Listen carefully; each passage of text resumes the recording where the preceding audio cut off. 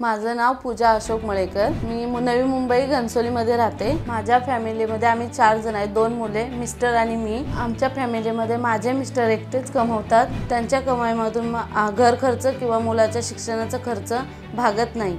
मुलांना शाळेतून घरी आणताना मला आर्यन फाउंडेशनचा फ्री क्लासेसचा बोर्ड दिसला।